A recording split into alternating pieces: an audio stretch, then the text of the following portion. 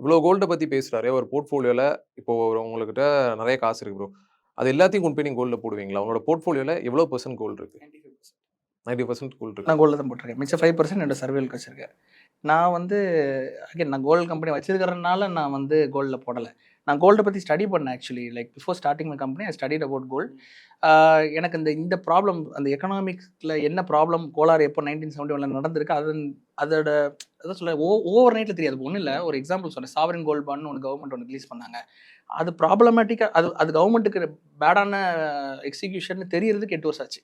அதுக்கப்புறம் இப்போ ஸ்டாப் பண்ணிட்டாங்க. கரெக்டாக ஓவர் நைட்டில் அவங்களுக்கு அடுத்த நாளே லான்ச் பண்ணோடனே அடுத்த நாள் ஐயோ இது ஏதோ நமக்கு அவங்க லான்ச் பண்ணுவோம் 2500 ஒரு 2000 ரூபா தான் இருந்துச்சு ஒரு கிராம். ஆக்சுவலி அவங்க திருப்பி அது மெச்சூர் ஆகி 8 வருஷம் கழிச்சு கொடுக்கும்போது அது கிராம் 16,000 போகும்போது அவங்களால இவ்வளோ ரிட்டர்ன்ஸ் நம்ம வந்து கவர்மெண்ட்டோட ஒயிட் மணி ஐ மீன் அதான் ஸோ பேசிக்கலி டாக்ஸ் பேஸ் மணி எடுத்து எல்லாருக்கும் கொடுக்கணுங்கிறது வந்து அதுவும் இப்போ எஸ்ஜிபி வந்து டாக்ஸபிள்னு சொல்லிட்டாங்க. டாக்ஸபிள்னு சொன்னாங்க ஆரம்பிக்கும் போது நான் டாக்ஸபிள் இருந்துச்சு.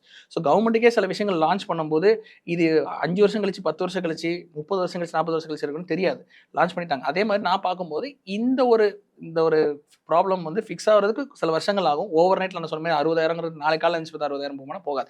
ஆனால் எனக்கு இது எவ்வளோ டைம்ல போகுங்கிறத வந்து அந்த ரிவர்ஸ் கால்குலேஷனில் போட்டு பார்க்கும்போது an ideal asset should double in at least 5 years.